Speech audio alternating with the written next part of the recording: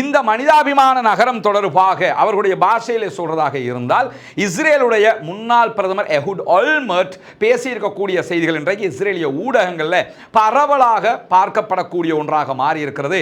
இவர்தான் இஸ்ரேலுடைய முன்னாள் பிரதமர் எஹூட் ஒல்மர்ட். இவரை பொறுத்தவரையில் இவர் ரொம்ப சுத்தவாளி, நல்லவர், வல்லவர் என்றெல்லாம் நம்ம பார்க்க முடியாது. இவருடைய ஆட்சி காலத்திலும் காசாவினுடைய அப்பாவிகள், பாலஸ்தீனத்தினுடைய அப்பாவிகள் வெகுவாக கொன்று குவிக்கப்பட்டிருக்கிறார்கள். அதில் எந்த மாற்றமும் கிடையாது.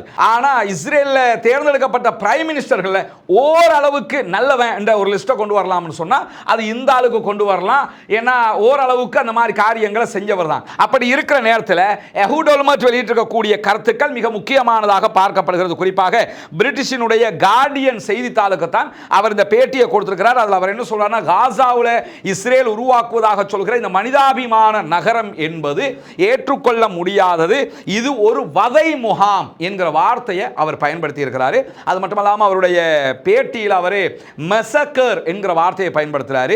அதே போன்று இன அழிப்பு செய்கிறது இஸ்ரேல் என்கிற வார்த்தைகளையும் அவர் மிக தெளிவாக பயன்படுத்தி இருப்பதை நம்ம பார்க்க முடிகிறது. ஏன்னா இந்த மாதிரியான வார்த்தைகள் இருக்கு இல்லையா, இந்த வார்த்தைகளை இஸ்ரேலுக்கு எதிராக யாருமே பயன்படுத்த மாட்டாங்க என்கிற நிலையில் இஸ்ரேலுடைய முன்னாள் பிரதமரே இந்த வார்த்தைகளை பயன்படுத்தி இருக்கிறார். பாலஸ்தீனர்கள் புதிய மனிதாபிமான நகரத்திற்கு நாடு கடத்தப்பட்டால் அப்படி ஒன்றை உருவாக்கி நீங்க அங்க அவங்களை கொண்டு போனீங்கன்னா என்ன நடக்கும்னு சொன்னா இது ஒரு இன அழிப்பு நடவடிக்கையாக மாறும். அது மட்டுமல்லாம காசாவில் இருக்கக்கூடிய அப்பாவி மக்கள் ஆல்ரெடி சாப்பிட வழி இல்லாமல் இருக்கிறாங்க, மருந்துகள் இல்லாமல் இருக்கிறாங்க.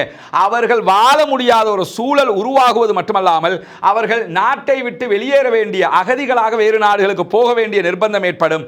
அவர்களை தள்ளிவிட்டு தூக்கி எறிகிற வேலையாக இது மாறிவிடும். எனவே இது ஒரு இன அழிப்பு தான் என்பதை தவிர எனக்கு வேறு எந்த புரிதலும் இது தொடர்பில் இல்லை என்கிறார். இதை செய்யாதீங்க, இது ஒரு பெரிய இன அழிப்பை நீங்க ஜினசைட் ஒன்று பண்ண போறீங்க அப்படின்னு சொல்லி இஸ்ரேலுடைய முன்னாள் பிரதமரே சொல்றாரு.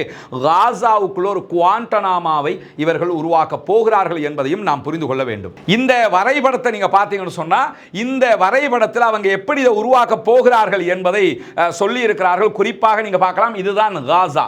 காசாவினுடைய முழு படத்தை தான் நீங்க பார்க்குறீங்க.